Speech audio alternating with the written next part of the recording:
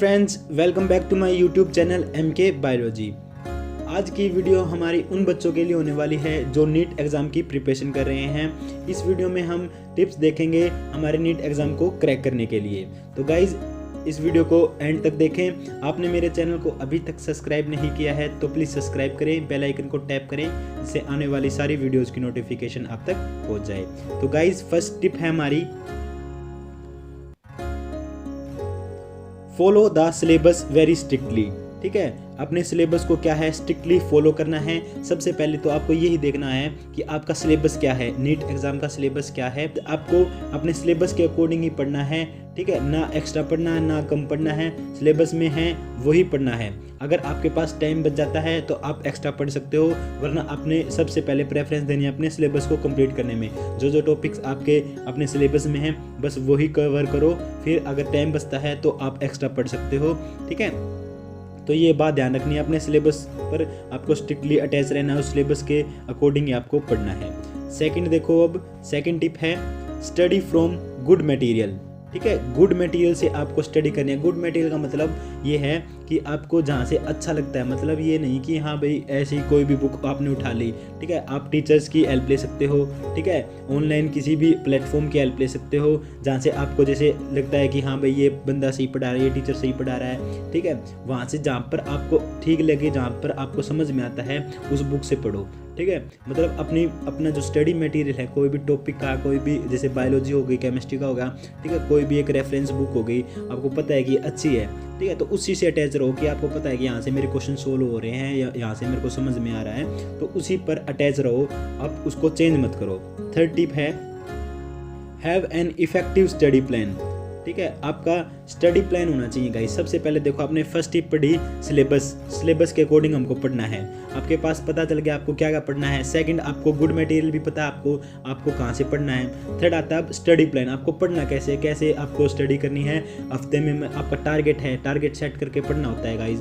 ठीक है, कि एक वीक में मेरे 2 चैप्टर हो जाने चाहिए, आज मैंने इस चैप्टर के MCQs करने हैं। ठीक है, ऐसे आपको स्टडी प्लान बनाना पड़ेगा कि आज कौन सा सब्जेक्ट पढ़ूंगा, कल कौन सा सब्जेक्ट पढ़ूंगा।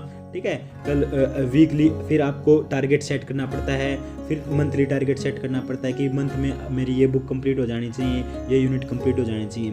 ओके, तो आपको खुद ही क्या है स्टडी प्लान बनाना पड़ेगा आपके अकॉर्डिंग। आप किसी की हेल्प ले सकते हो, बट आप अपना स्टडी प्लान खुद बनाने की ट्राई करना, वही बेटर बनेगा। ओके, नेक्स्ट टिप देखते हैं। फोर्थ आती है नो योर वीकनेस। ठीक है, ये बहुत इंपॉर्टेंट टिप है। अपनी वीकनेस के बारे में आपको पता होना चाहिए कि क्या मेरी वीकनेस है।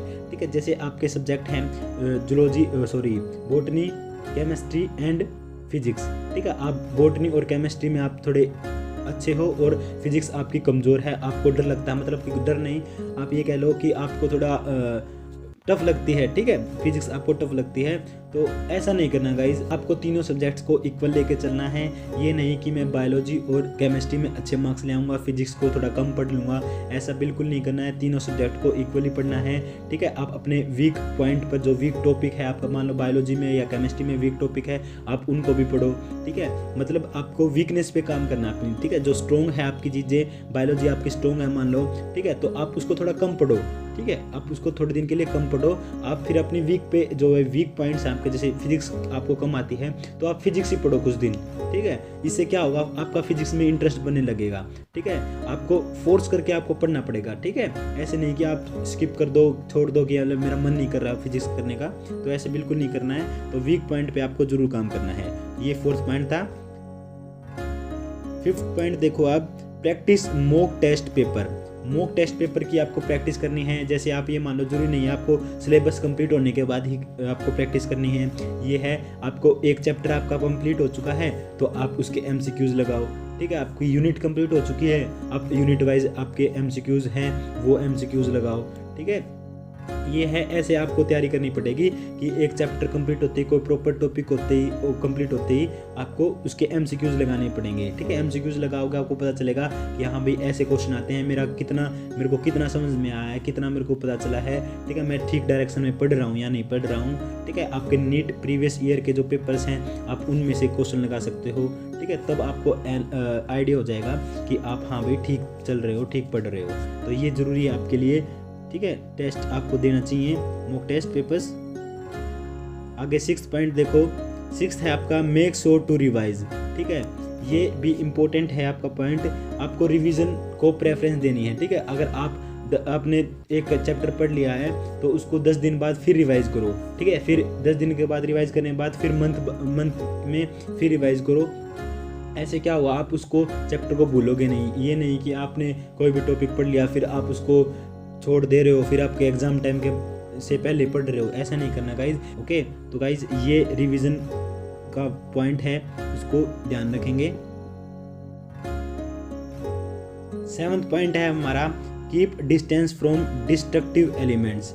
डिस्ट्रक्टिव एलिमेंट्स आपके कौन से हैं, जैसे आपका मोबाइल हो गया, टीवी हो गया, लैपटॉप हो गया, जहाँ पर आप सोशल मीडिया यूज़ करते हो, गेमिंग करते हो, तो आपको इनसे डिस्टेंस बनाना है, इनको दूर रखना है जब तक आपका नीट एग्ज़ाम ना हो जाए। 3-4 महीने की बात है गाइस, उसके बाद आप इनको यूज़ कर सकते हो, ऐसी कोई बात नहीं है। बट आपको क्या है, जब तक आपका एग्ज़ाम नहीं हो जाता उससे आपको क्या है, डिस्टेंस बनाना है इन चीज़ों से जो कि आपको ज़्यादा डिस्ट्रैक्ट करते हैं, आपकी पढ़ाई को, फोकस को आपको, ठीक है, दूर करते हैं आपकी पढ़ाई से। नेक्स्ट टिप देखो, अब 8th है यूज़ न्यू टेक्नोलॉजी। ठीक है, आपके जो मोबाइल फ़ोन हो गए, लैपटॉप हो गए, आपको उसको पढ़ाई में यूज़ कर सकते हो। ठीक है, सोशल मीडिया की जगह आप पढ़ाई में यूज़ करो। ठीक है, आपको अगर कोई टॉपिक अच्छे से समझ नहीं आ रहा, टीचर से समझ नहीं आ रहा, तो आप गूगल करके या यूट्यूब पे किसी दूसरे टीचर से समझ सकते हो। ठीक है, किसी चैप्टर्स के आपको MCQ चाहिए, आप गूगल करो। ठीक है, यूट्यूब पर सर्च करो, वहाँ पर आपको क्या है MCQs मिल जाएंगे। तो ऐसे आप क्या है टेक्नोलॉजी का यूज़ कर सकते हो।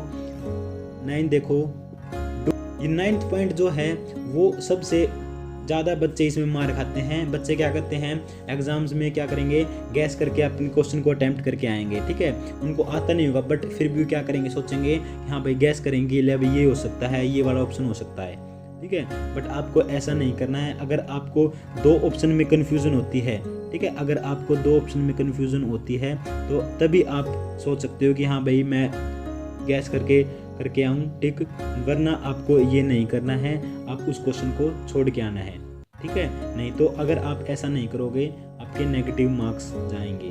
ठीक है, आपके मार्क्स कम हो जाएंगे, ऐसा आपको नहीं करना है। नेगेटिव मार्किंग होती है आपके एग्जाम में, तो आप ऐसे गैस से अटेम्प्ट नहीं करोगे आपके क्वेश्चंस को, राइट। 10th पॉइंट आता है maintain your health. Most important tip है गाइज, आपको अपनी हेल्थ को मेंटेन करके रखना है आपके एग्ज़ाम तक। ठीक है, कुछ हो जाए आपको कुछ इधर उधर का नहीं खाना है, हेल्दी फूड खाना है। ठीक है, आपका एनवायरनमेंट है वो आपको हेल्दी रखना है। ठीक है, अगर आपको हेल्थ आपकी अच्छी होगी, ठीक है, हेल्थ अच्छी होगी, आपका मन अच्छा रहेगा। ठीक है, पढ़ने का मन करेगा, ज़्यादा देर सीटिंग बनेगी आपकी। ठीक है, ज़्यादा देर तक पढ़ पाओगे। वहीं आपके अगर हेल्थ अच्छी नहीं है, आपको पढ़ने का मन नहीं करेगा, बैठने का मन नहीं करेगा, इधर उधर ध्यान भटकेगा। ठीक है, तो इसलिए है ये 10वां पॉइंट इसलिए इम्पोर्टेंट हो जाता है, आपको अपनी हेल्थ को मेंटेन करना है। तो गाइज ये थे आपके 10 पॉइंट, मैं आपको दोबारा से बता देता हूँ। फर्स्ट पॉइंट देखो, follow the syllabus very strictly. ठीक है, आपको सिलेबस को स्ट्रिक्टली फॉलो करना है। सेकंड है आपका study from good material. Third था आपका have an effective study plan. Fourth आपका नो योर वीकनेस। फिफ्थ है practise mock test papers. Sixth है make sure to revise. Seventh है keep distance from destructive elements. Eighth है use new technologies. Ninth है do not attempt by guessing. And 10th जो आपका last है maintain your health.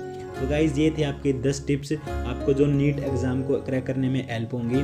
ठीक है, तो इनको आप ज़रूर फॉलो करना। तो गाइज ये थे हमारे आज की वीडियो, मिलते हैं हमारी नेक्स्ट वीडियो के अंदर। Thanks for watching my video.